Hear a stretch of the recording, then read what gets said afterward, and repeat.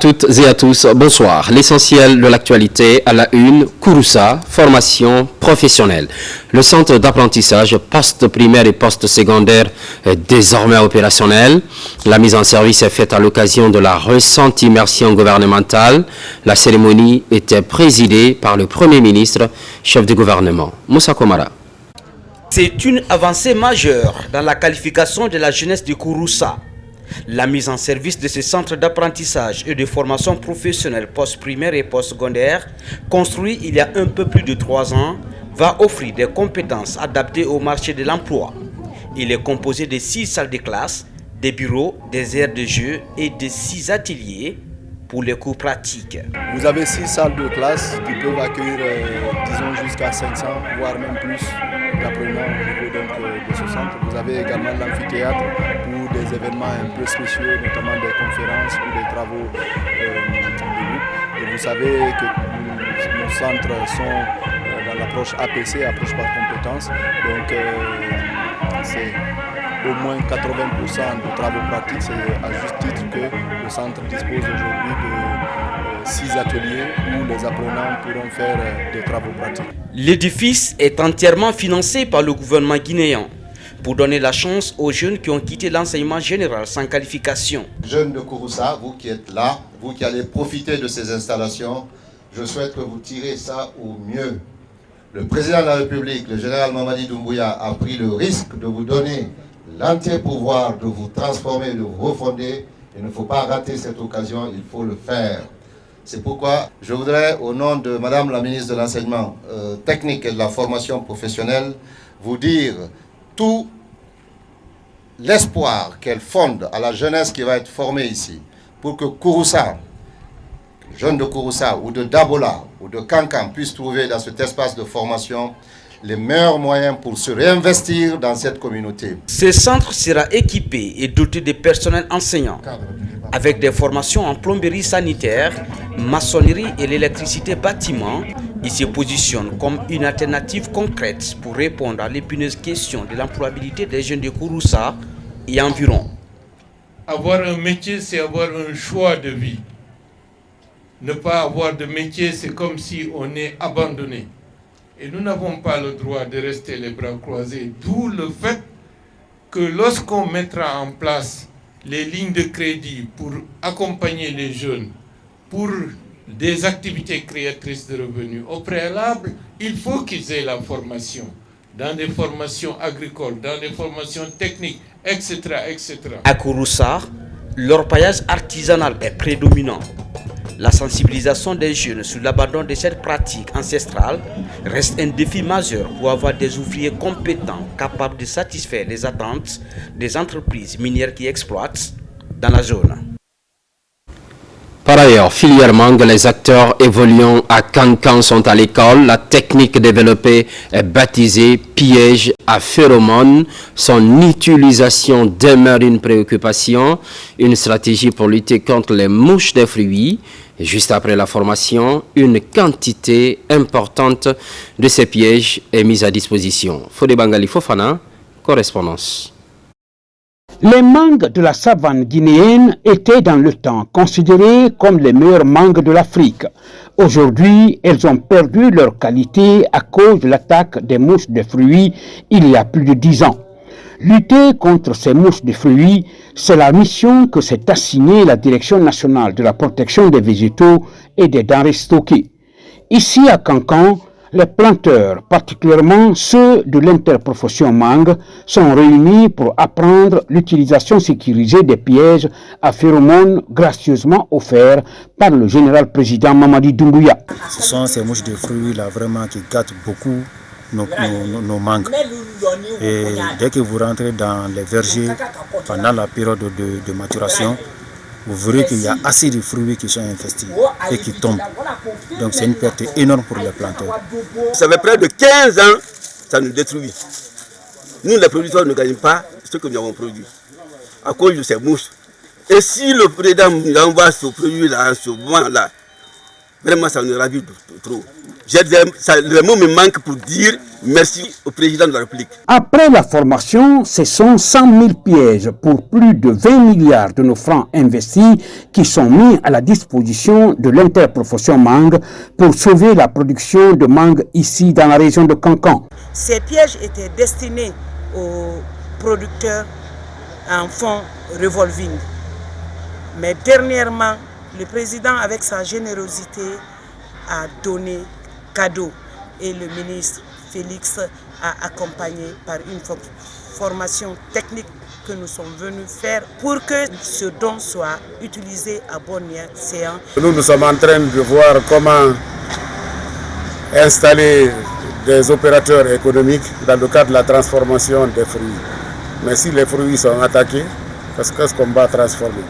En ce moment, il faut qu'on cherche à lutter contre ces mouches qui attaquent ces fruits-là pour qu'on puisse les transformer au bénéfice des populations. L'installation de ces pièges à phéromones donne l'espoir aux planteurs d'arbres fruitiers de la filière mangue, signe évident de la bonne marche de la refondation verte dans notre pays. Dans la capitale, la commune de Sanoya affiche sa détermination en faveur du développement local. L'initiative est pilotée par les responsables de la dite municipalité. Des projets sont déclinés, ce qui annonce de belles perspectives pour cette partie de Conakry. Aboubakar Djabi. Dans la nouvelle commune urbaine de Sanoya, relevant de la capitale Conakry, les actions de développement local sont d'actualité. Les responsables de cette contrée sont à pied d'œuvre pour répondre aux problèmes qui affectent leur juridiction. C'est une initiative qui touche les différents quartiers de Sanoya. Elle est dirigée par la délégation spéciale pour discuter des valeurs du vivre ensemble et de la paix en Guinée. C'est inviter, réinviter l'ensemble de la population de ma juridiction à davantage développer le vivre ensemble, la cohésion sociale, le vivre ensemble, comme nous interpelle notre président champion. Vous n'êtes pas sans savoir que la transition de TNRD se repose sur 3 axes essentiels. Le premier axe, c'est bien sûr l'axe social. Alors, le vivre ensemble, tous les citoyens de Sanoya sont tous interpellés à développer, à cultiver cet amour citoyen et patriotique. Cette rencontre de partage d'idées est une occasion saisie pour rappeler l'aspect social de la transition. Une manière d'encourager l'esprit patriotique, le civisme et le respect des institutions de la République. À cette même occasion, l'invite est faite pour amener les populations à se faire enrôler afin d'avoir des documents administratifs comme des actes de naissance et les cartes d'identité biométriques. Aujourd'hui, c'était le tour de mon quartier. Donc c'est pour connaître les réalités, ce qui se passe dans les quartiers, nos besoins les besoins cruciaux pour le développement de cette communauté, mais aussi nous faire comprendre qu'il faut s'enrôler pour que vraiment nous puissions voter au prochain référendum pour la validation de la nouvelle constitution. Notre dernier mot, c'est d'appeler tous les jeunes, car le pouvoir là appartient à les jeunes, car les jeunes peuvent faire beaucoup de choses. Donc nous les appelons ensemble, ils viennent, on se donne la main pour relever ce grand défi. À Sanoya, la politique de refondation prônée par le général Mamadi Doumbouya se renforce davantage pour le développement socio-économique du pays. Elle semble assimilée par les responsables de quartier afin de favoriser la gouvernance participative et inclusive à tous les niveaux. À Boké, une journée dédiée au chef de l'État général Mamadi Doumbouya. C'est l'œuvre des populations de la préfecture. Cela passe par un carnaval géant et un meeting d'information sur les acquis du CNRD. Les citoyens ont une nouvelle fois exprimé leur totale adhésion. Younous Atawel Kamara. Ici, dans la commune urbaine de Boké, ce carnaval géant annonce les couleurs de la manifestation de soutien aux acquis du président de la République. De la place des Martyrs au 110e, en passant par 400, autorités préfectorales et citoyens venus de Kakan de Profond expriment leur totale adhésion aux idéaux de l'homme du 5 septembre, le général Mamadi Doumbouya. La jeunesse de Boké soutient 100% le général Mamadi Doumbouya. On le soutient parce qu'il y a de ces choses qui étaient impossibles en Guinée, Aujourd'hui, il a fait que c'est possible. Grâce au général Mamadi Doumbouya, aujourd'hui la jeunesse de la région de Boké, dans les mines, nous nous sentons heureux. Nous soutenons le président de la République parce qu'il est en train d'accompagner les femmes dans leur projet d'autonomisation. Nous sommes fiers de lui, que Dieu le protège. Au cours du meeting, les autorités préfectorales de Boké ont donné d'amples informations sur les acquis du CNRD durant les 3 années de gestion du pays. Quand tu entends Boké, c'est CNRD. Quand tu entends CNRD, c'est Boké. Ça, c'est un avant-projet de manifestation de reconnaissance pour l'homme qu'il faut à la personne du général d'armée Mamadi Doumbouya. Boké ne veut plus se retourner en arrière. Candidat, campagne, élection. Pourquoi? On fait tout ça là à la recherche d'un bon président. Mais Boké a déjà son président. Les prochains jours, plusieurs manifestations de soutien sont annoncées dans la commune rurale de la préfecture de Boké. Culture à présent, 7e édition du festival Art Baga. L'événement a pris fin à Sobané, préfecture de Bofa. Cette rencontre valorise la culture de la communauté Baga à travers le masque qui symbolise la fécondité.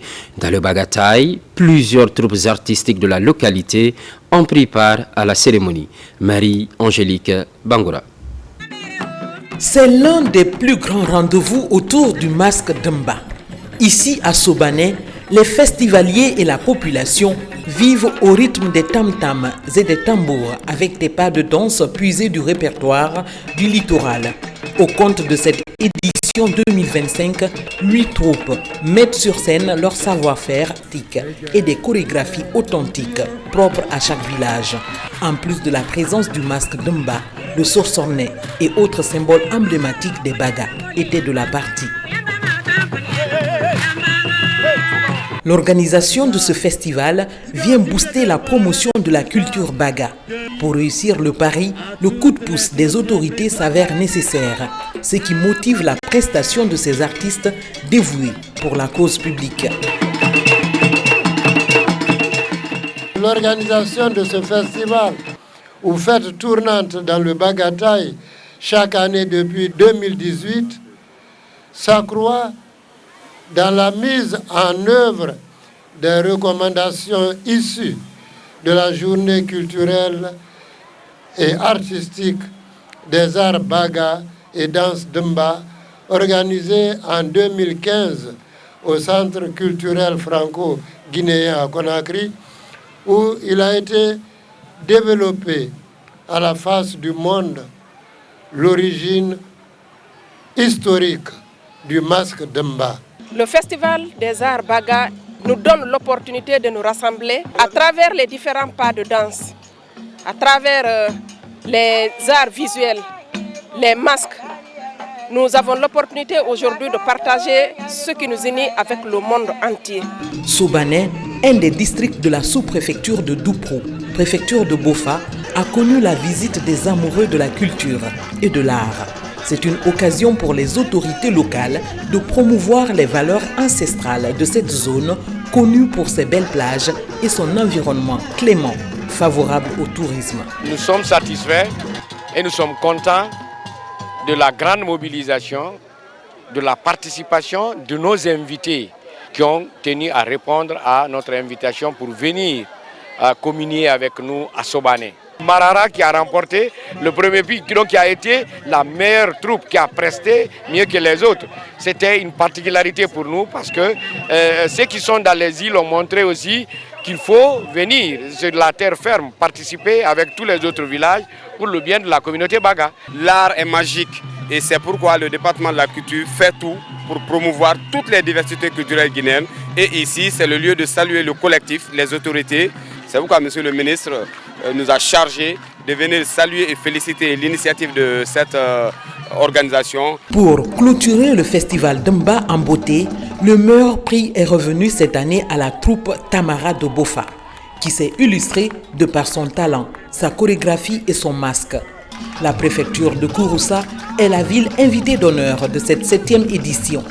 À cette occasion, Les invités à leur tour ont ajouté une touche particulière au festival Demba avec la danse des hommes forts, le Dundumba.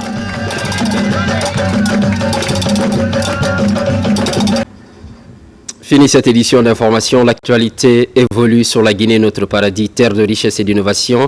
Les programmes se poursuivent, constante fidélité à toutes et à tous.